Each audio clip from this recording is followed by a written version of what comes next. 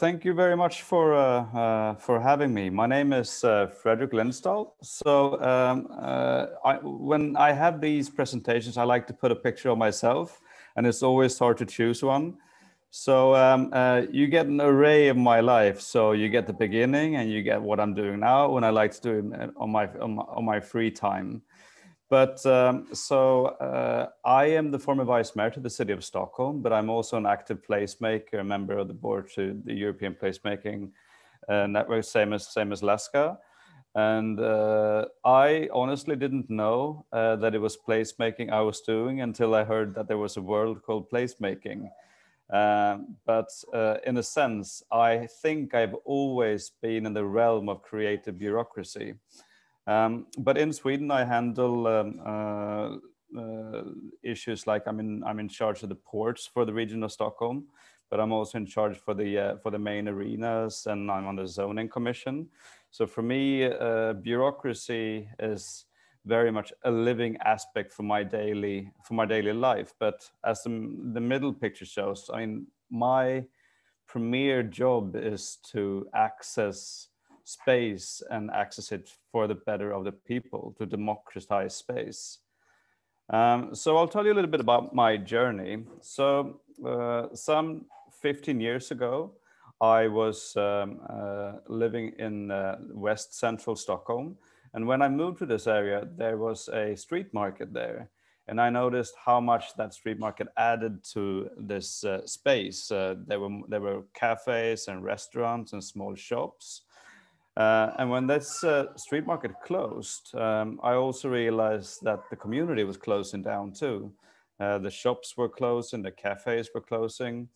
And I realized that not only is a street market just a market, it's also a tool for creating change in a public space. So I decided to restart this market. And obviously from scratch, not knowing so much about the bureaucracy of a city, I realized how many rules there were to do something that I thought was quite simple, just to activate the space.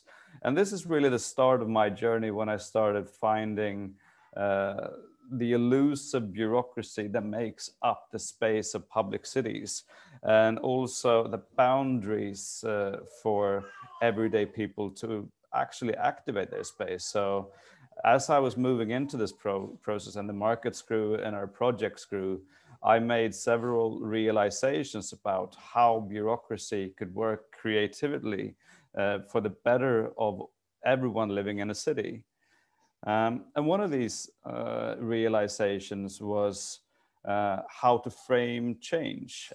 Not everyone's open to change. In fact, a lot fewer people are than you would expect. Not because they don't like change, it's just they don't know how change is going to happen and really in which order. So something that we started doing when we started curating and applying for public space is that we take it in steps. We always show what we want to do year one, which is a very small thing. We always show what we want to do year 2 and 3 and 5, etc.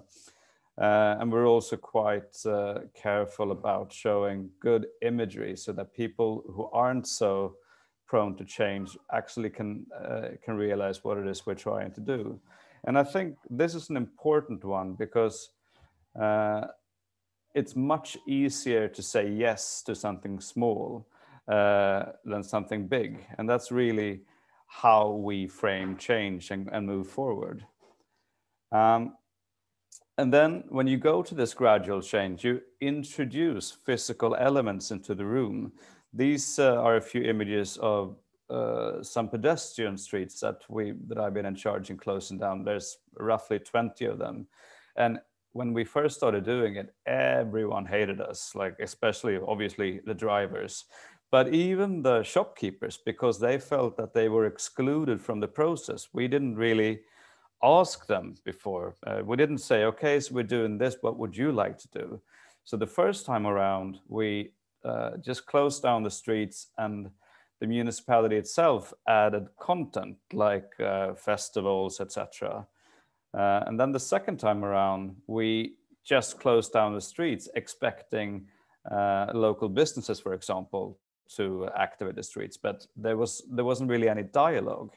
So they didn't know what to do and how to do it. So this is about the rule book of making this. So the gradual change is literally about dialogue between all parties living in the landscape of a city. May it be the small shopkeeper, may it be the cultural venue, etc.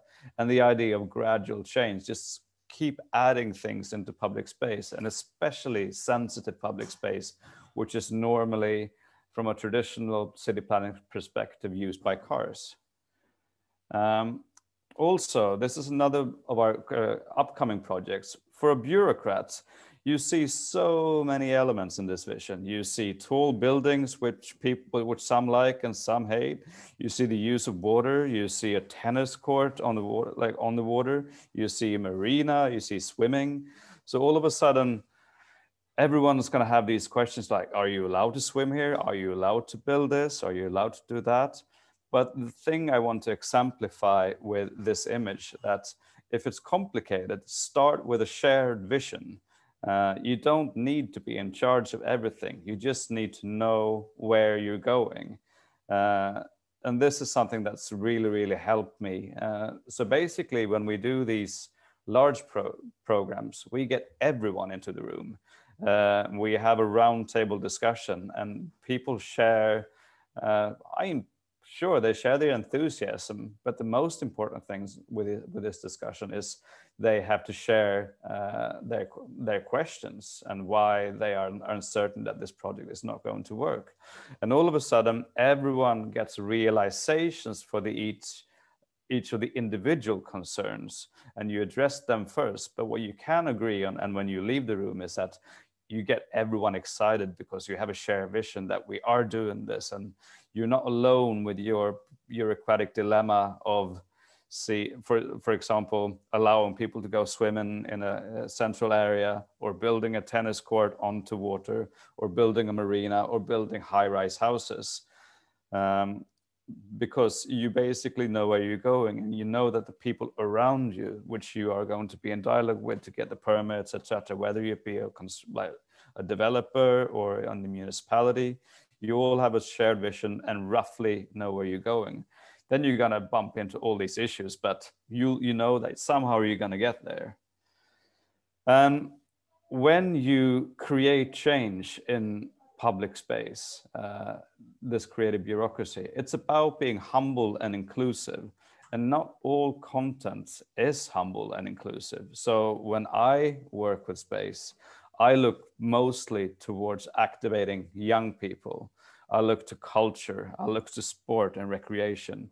I look to very young people, where we always make sure that we have a program for children, because parents can be against something, but when their children love it, it's a completely different story.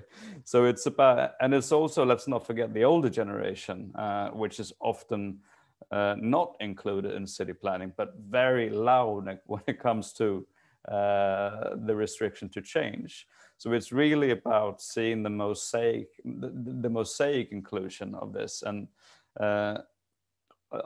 what I want to say with this slide is keep it simple and keep it fun, most importantly. And I'm gonna leave you off before I see if there are any questions with my creative bureaucracy mantra. Be better at apologizing than asking permission. Just do, and if someone gets a little bit annoyed, apologize and see what you can do better. But the most important thing is do it. Okay, so thanks for listening. I'm happy to take any questions that you may have.